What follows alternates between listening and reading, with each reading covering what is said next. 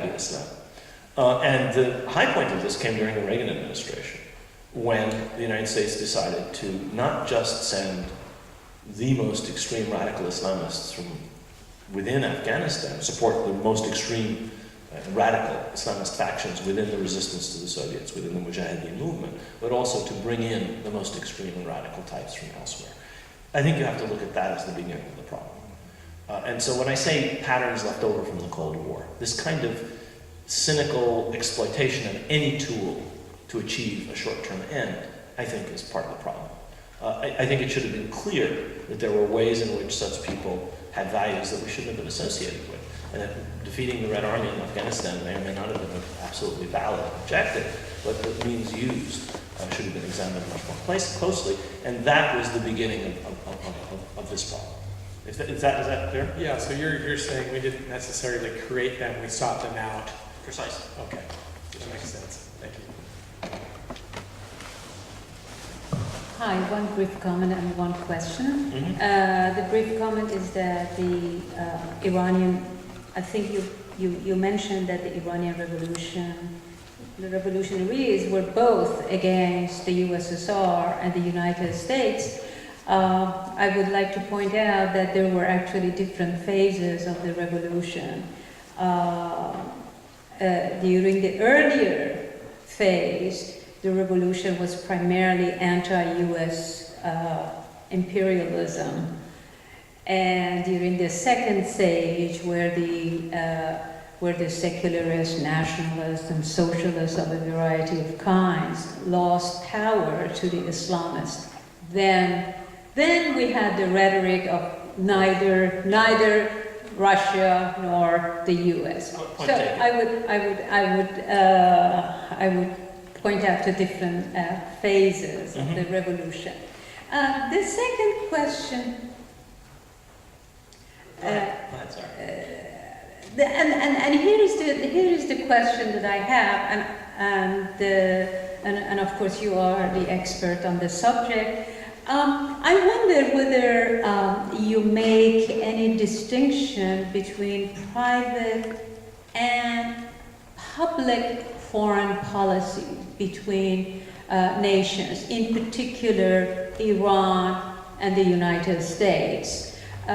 Publicly, we have been expecting irreconcilable differences leading to the game of chicken and egg and eventually war, and we thought this is what was going to happen during the Bush administration, and in fact prominent Iranian scholars such as Erwan Abrahamian told us that the war against Iran was imminent.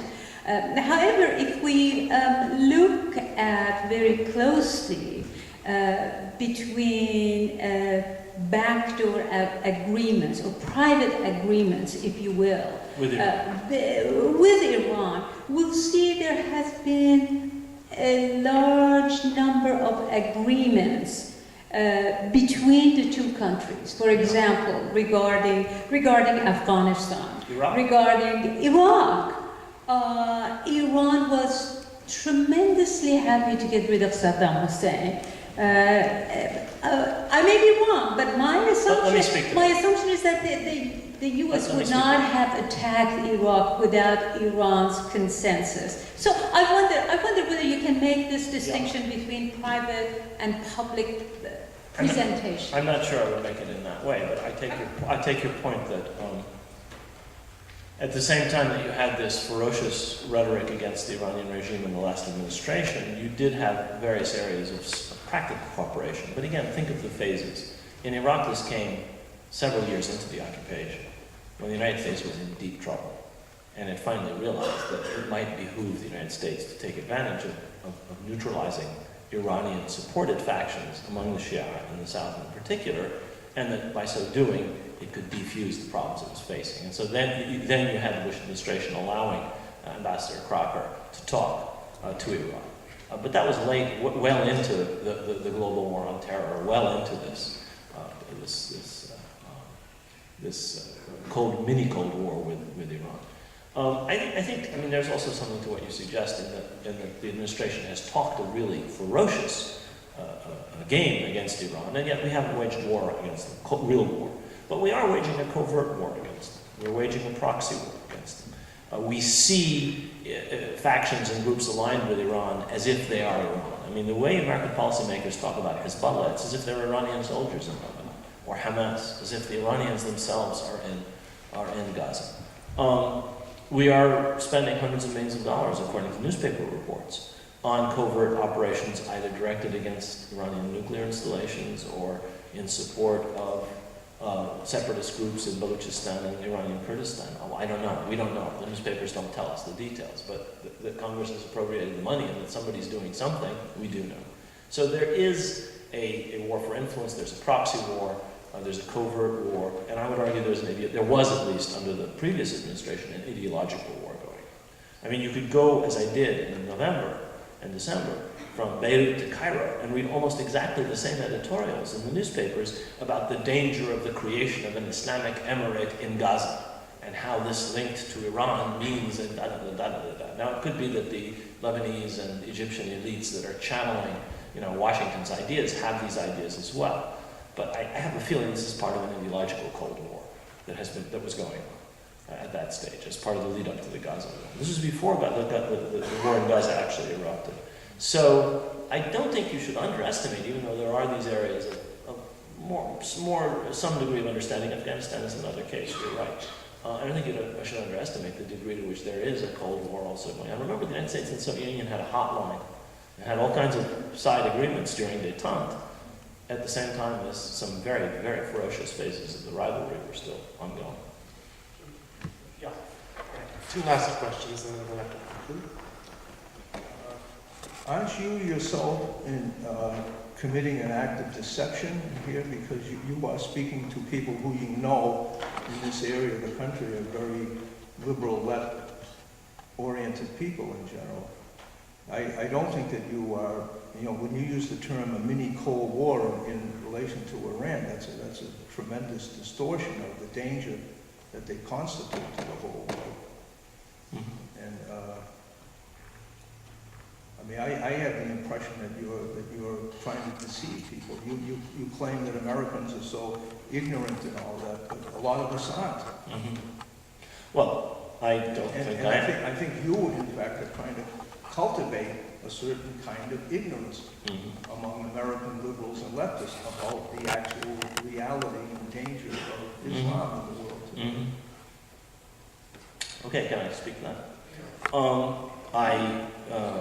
I think you're wrong, obviously. I argue very forcefully in this book that there has been a demonization and an inflation of Iran, the Iranian threat to the world and to the United States. Just as I argued that there was an inflation of the Soviet threat. That's not to say that there wasn't a Soviet threat, and that's not to say that there aren't differences of interests between the United States and Iran, or that everything is hunky-dory. I simply say, I am simply arguing that you have got a body of conventional opinion, whatever liberals or leftists or whoever you think composes this audience may think. There's a body of conventional opinion in this country which believes a great deal, I think, about the power and danger of Iran, which I think is exaggerated or false. For one thing, about the Iranian nuclear potential. I am very much against the idea of Iran having nuclear weapons. I would like to see the entire Middle East be a nuclear-free zone. I would like to see serious nuclear non-proliferation in the Middle East by all Middle Eastern powers, stretching over to Pakistan, but also including Israel. I would like to see the major nuclear powers build down their nuclear arsenal as a means of showing their good faith and encouraging this kind of thing to happen. But having said that, I think that the way in which Iran is hyped and super hyped and super hyped in some quarters in some quarters in this country is irresponsible and is deceptive. And as far as the danger of Islam is concerned, I don't think Islam poses a danger. I think there are Islamic terrorists who have been dangerous and are dangerous. But this is a specific problem. It does not involve the billion and odd Muslims. It does not involve the dozens of countries that are Muslim majority countries. It is something that we have to deal with. I think the way in which it was dealt with in the previous administration accentuated, I don't want to say accentuated, multiplied the danger of that problem. I don't